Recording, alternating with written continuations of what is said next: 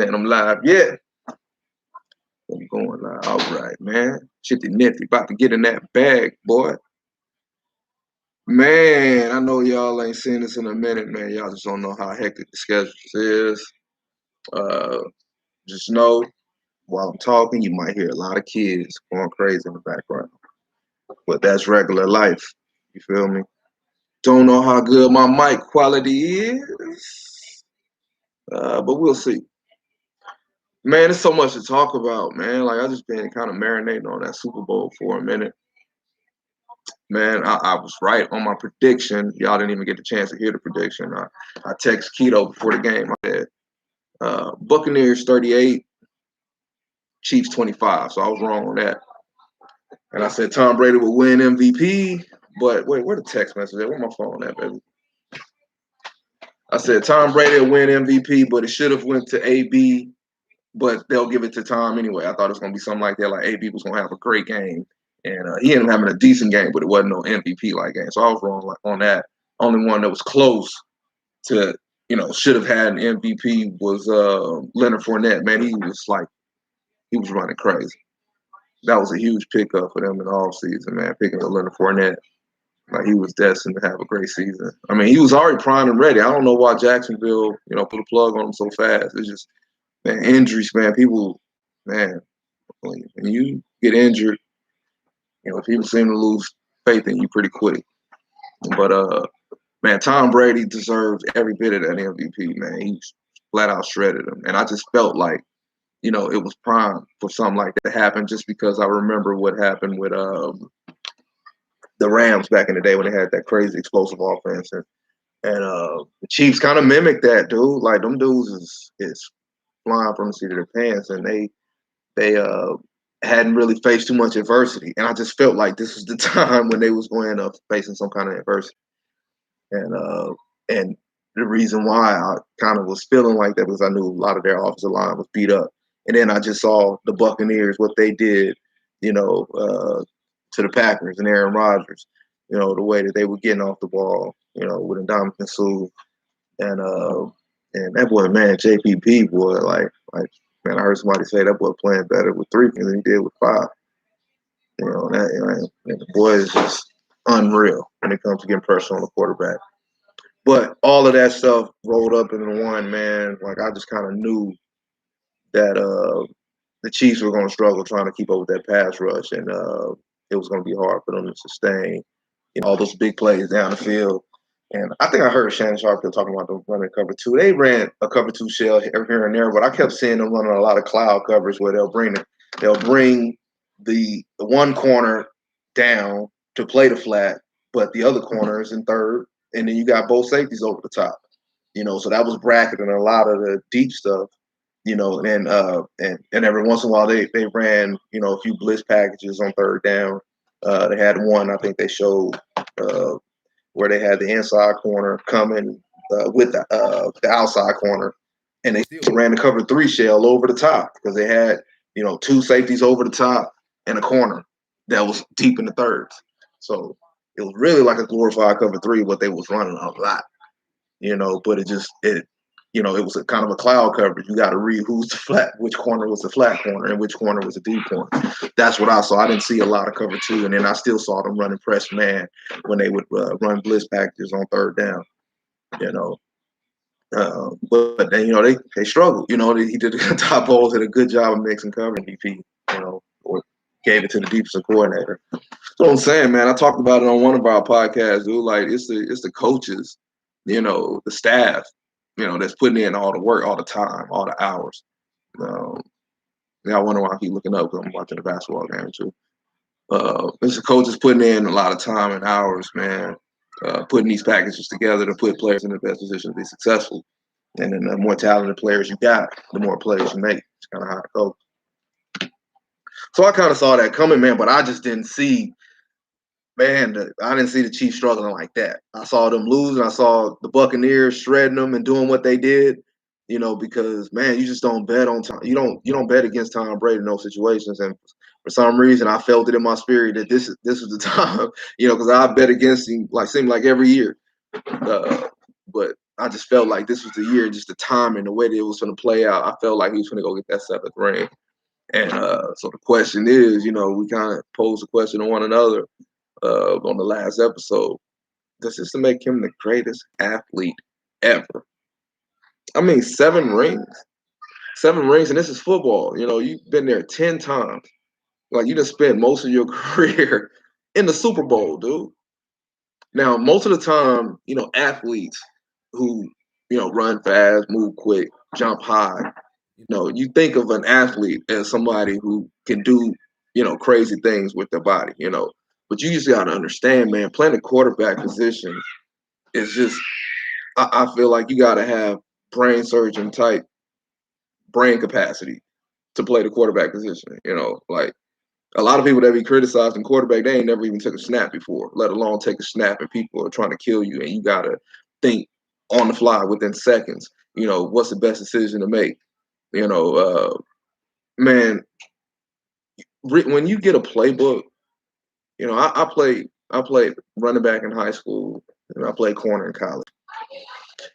If I wasn't the type of running back in high school, see, when I was a running back, I was straight, just athleticism. You say, oh, we're running gut right, and I'm stepping here and I'm going. Whatever I see, I go.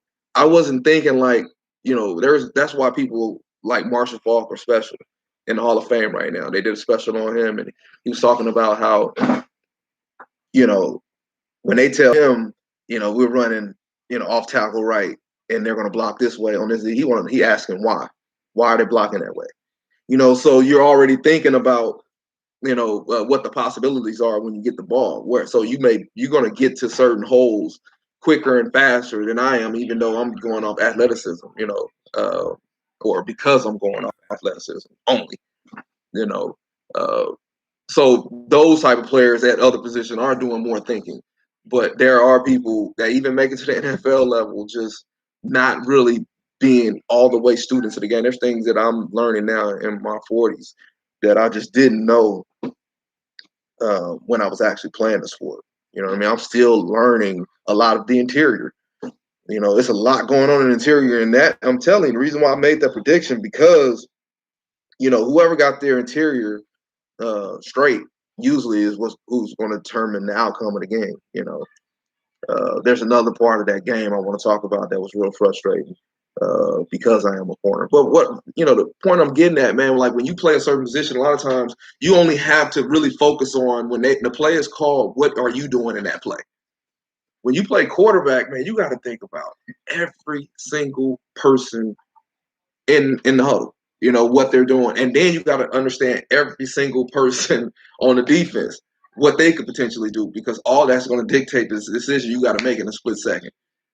Dude, it is a lot, man. There's a lot. Like, it's so many great quarterbacks that were great, and you don't realize how great they were because they didn't have Tom type excellence. There's people like even Tony Romo, man. Dude's forgotten more football than most of us even know. He was for you to be able to throw 300 yards consistently all the time, I don't care how it was. I don't care if he's working from behind or whatever it is. Man, he was a really good quarterback, and people give him a lot of flack.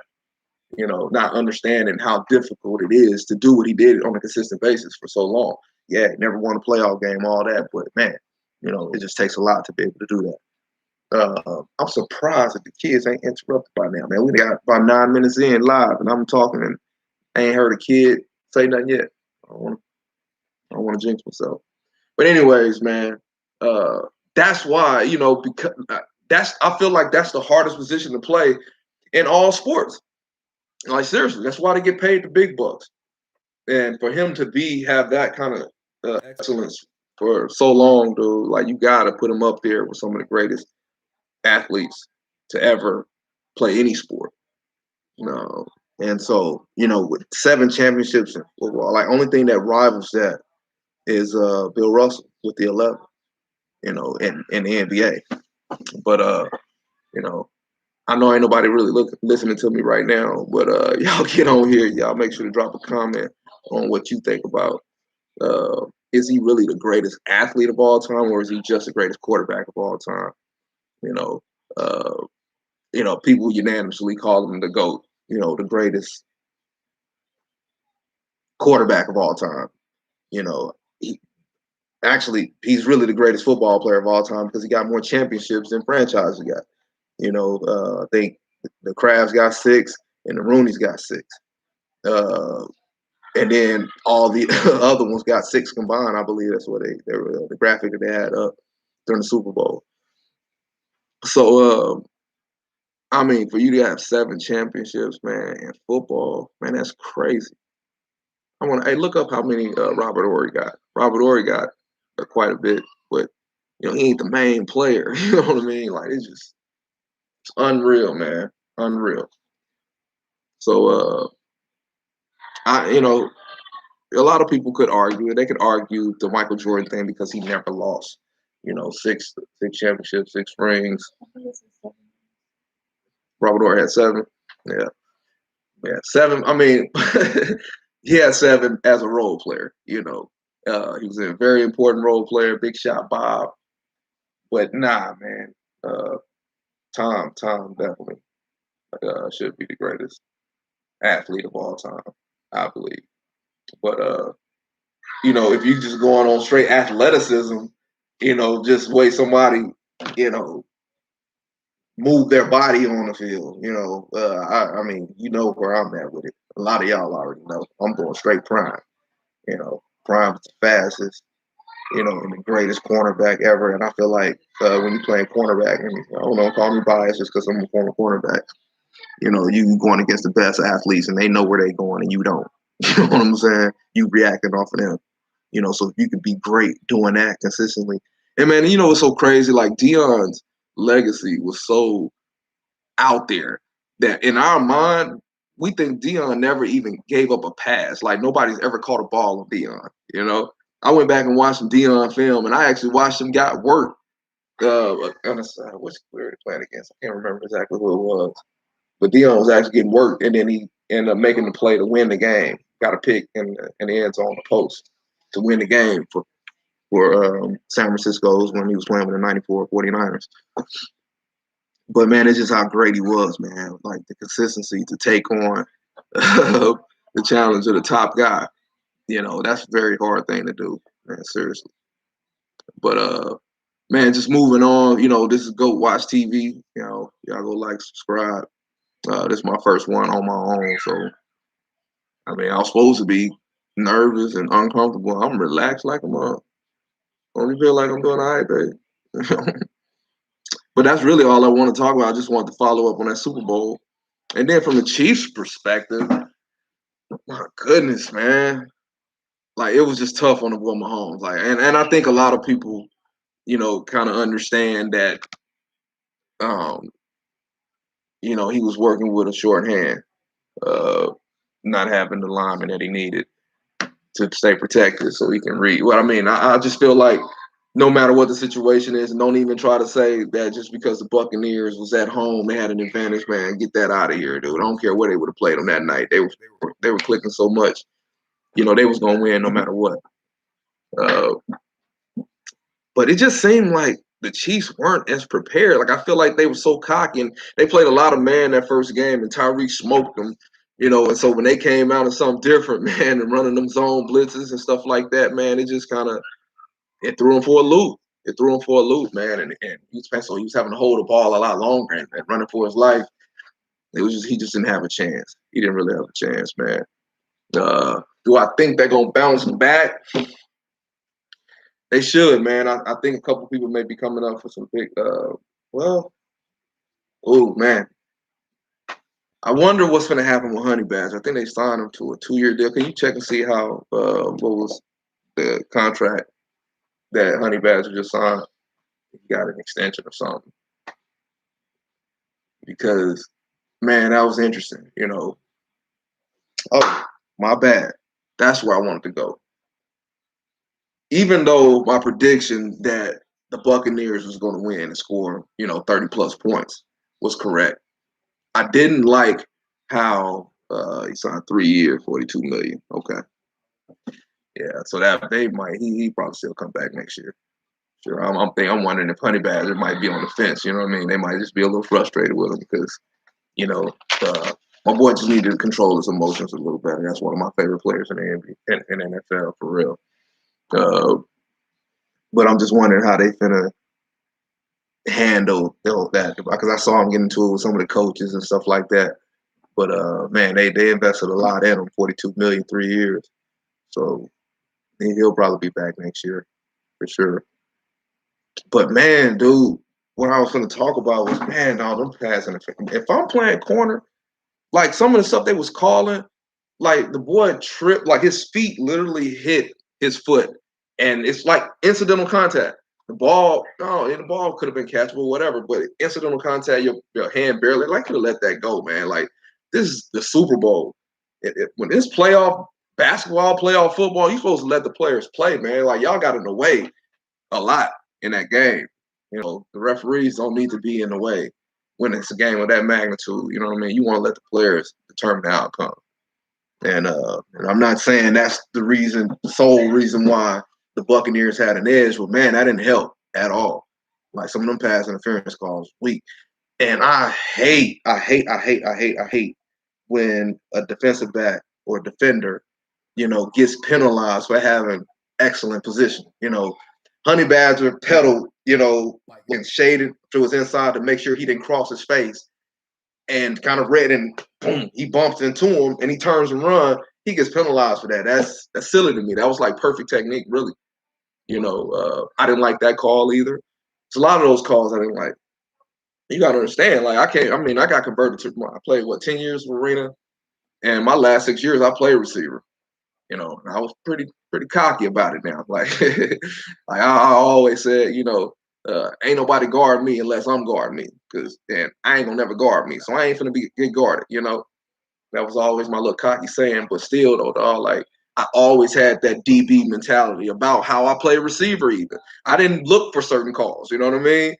Like I didn't want to get a call. That wasn't how I was gonna do it. But yeah, I didn't like the fact that the referees was kind of controlling the outcome a little bit, with those calls. Um, I can't even remember one that stands out that I'm like, okay, that was a good pass interference call. And I've always been, real critical on referees and the stuff that they call, on receivers. On defensive backs. I just feel like receivers can put their hands on the corners and throw them all around and do all kind of crazy stuff, and they don't never get a pass interference call, but DBs always get called. Right? They really trying to make it an offensive game, you know. Anyways, man, that's pretty much all I want to talk about today, man. Y'all make sure y'all like, subscribe. It's still just a rough draft. I'm trying to figure out which way we're gonna go with this, but it's been a while since we put some content out, so I just wanted to go ahead and do a live one real quick, man. But I appreciate y'all.